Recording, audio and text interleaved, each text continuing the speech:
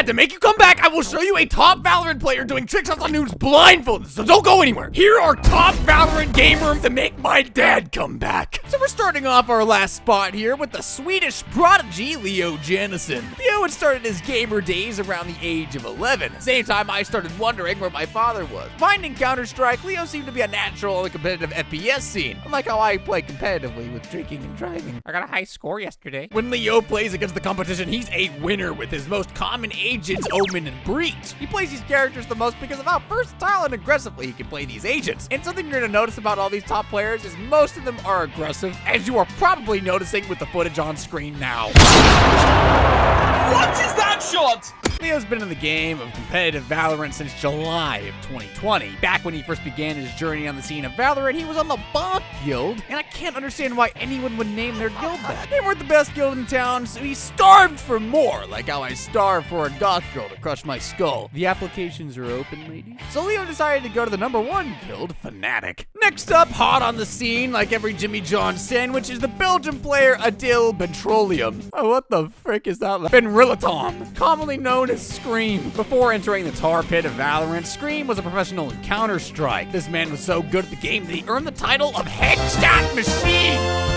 The fact that he had that name is feckin' nutter butter, dude. The reason he even has such an epic name is because he took heads like it was breathing air. But with carrying the title as Headshot Machine, he was banned from certain tournaments on suspicion of cheating, which no one could even prove. The reason for the thinking so is just how accurate he was with his shots. Scream carried this title over from Counter-Strike, which he played from 2010 to 2020. Scream kept the spot as #7 in the world on Counter-Strike, though you would think that he would be #1 with a nickname like that. Scream transitioned over to Valorant during Valorant's beta, playing with a competitive team Prodigy. Scream had won a variety of beta tournaments because he's not an alpha with them, but when the game was out of beta, Scream went as a stand-in for the guild Fish123. Talk about a wacky name, but the name changes quick. Not even 2 months later, Fish123 becomes Team Liquid after being bought by Team Liquid. He garnered them a multitude of trophies while using his personal favorite character, Jet, and my personal bane of existence. There you are, you little shit. With his contract going out at the end of 2022, he left the team to sign up with a new team, Carmine Corps. In our #8 spot goes to a very cute Brazilian man, Erick Santos. Erick is a 19-year-old who only recently started on the competitive scene back in 2021. He decided to play under the alias of Aspas, and that's a name that lives like freaking rent-free in my head. Aspas! Dude, in the same year of joining, he had already become the 7th best until someone had taken that title away from him recently, but you know, it's still pretty cool. He joined Team Loud around 2022, and he's still with them. He's currently their biggest player who carries for the most part. Aspas has actually made quite a name for himself in such a short time, with manning Jet and Reyna to blast him to the top. He's got it all. He's got quick timing, great team helper, constant winning streaks, and just look at that frickin' face, man. Despite manning very aggressive characters, he actually likes to play more on the defensive side. But our next player, he's a bit of a choker when it comes to talk. Okay, who wrote this? Me, Mr. Tyson, no, commonly known as TenZ. He's from the America's Hat, Canada, the land of maple syrup and igloos. And let me tell you, this man is the cutest one on this list. I may be straight, but TenZ about to make me act a little curvy. TenZ is a very popular person in the community with how outrageously good he is at the game in such a short time of playing it. This man's on demon time like a drunk driver. What? Beginning his timeline of events, started out as a competitive Counter-Strike player again. This man was known across town with his pristine accuracy, probably the best on this list. The man went to a big tournament as a stand-in for Counter-Strike. The team Cloud9 thought he'd be able to bring them to victory, but the man I love choked the game! How could you? But he had a second chance to prove himself when Valorant came out. In 2020, TenZ thought that there was no point in playing Counter-Strike anymore, so he quit, and that's a powerful statement. And let me tell you, if you thought he was godly in Counter-Strike, he's even more of a god in Valorant. But this rise in Valorant, thanks to the support of his agent Jet, my personal favorite Yoru, and Chamber, seems like the majority of people play win women, but if it works, it works. What followed was a year and a half of watching TenZ just frag the frick out of his competition and rooting their scalps as well. So dry. What? Stealing our 6th spot is our Russian boy, Dmitry.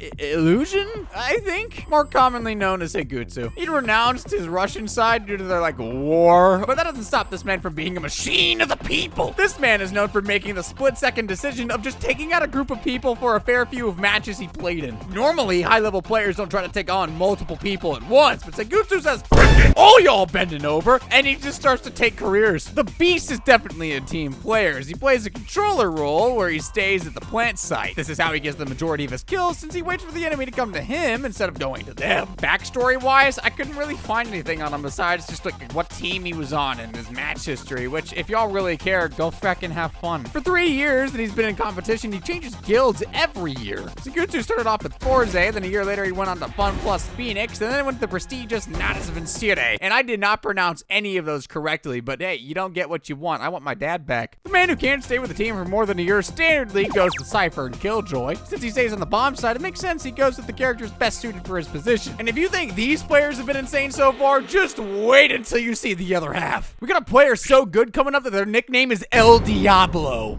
Dad, please stay. Biting our way to the next insane player on the roster, we got a Peter Mazuryk, more commonly known as the most basic anime waifu, Asuna. Just like Asuna, we both have an unhealthy addiction to anime. But besides his complete love for anime, Asuna's was like most starting out competitive with Counter-Strike. But unlike the others on this list, Asuna never went to big tournaments, keeping it small, casual, local. When Valorant started in beta, that's when Asuna saw his time to shine. Asuna left Counter-Strike to pursue Valorant, where he's an amazing player these days. He surprisingly had been with mainly only one team, the famous 100 Thieves, only being with Immortals for like frickin' 4 months. With Asuna joining the team when they had to rebuild their roster, Asuna was put on with multiple veterans who helped them shine to the crowd. Plus, Asuna helped put them on the map as one of the best Valorant teams worldwide. This was done with his mainly aggressive roster of agents, including Raze, Sage, Fade, and Best Girl Neon. Using them got 100 Thieves to go play overseas twice, winning the second time. We have another Russian man on the list with Timofey Khromov, otherwise known as Chronicle. Fun fact, the craziest aspect about this guy is that he sometimes plays casual games blindfolded just to flex. If I could play blindfolded, I wouldn't have gone broke from all this Frank's hot sauce. I got a literal hot tub of this stuff. Frank's hot sauce reveal at 100 subs.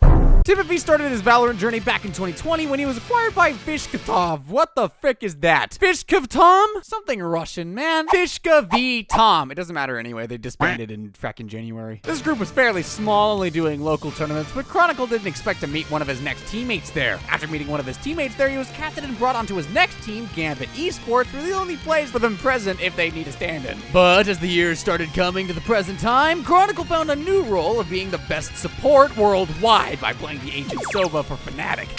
If that guild sounds familiar, it's because he's now on the same team as Leo, the number 10 spot. Introducing the best player in the Asian region, Jinggg Wang, or Jinggg Wang.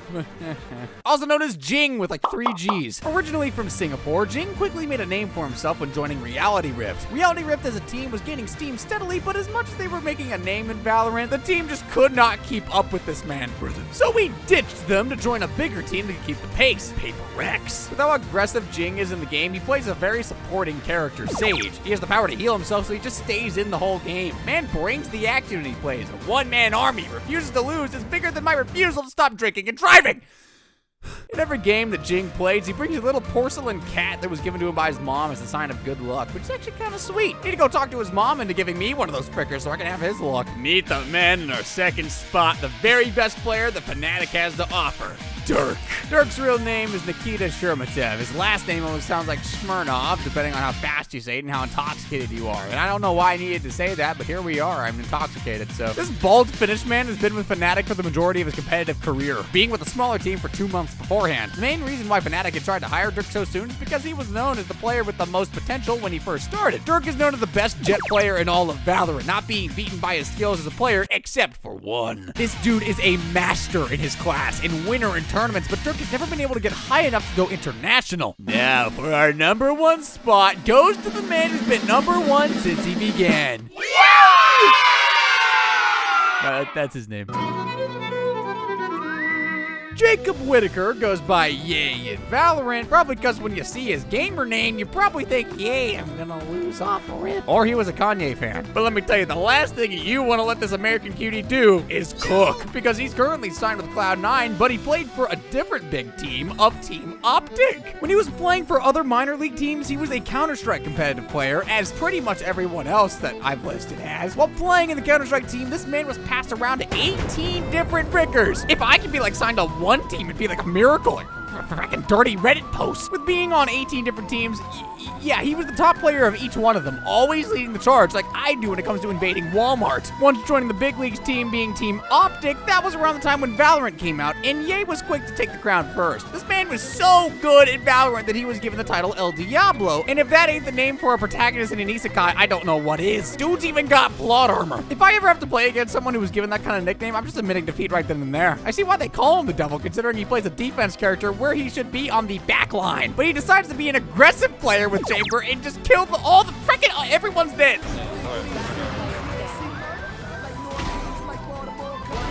Minus one.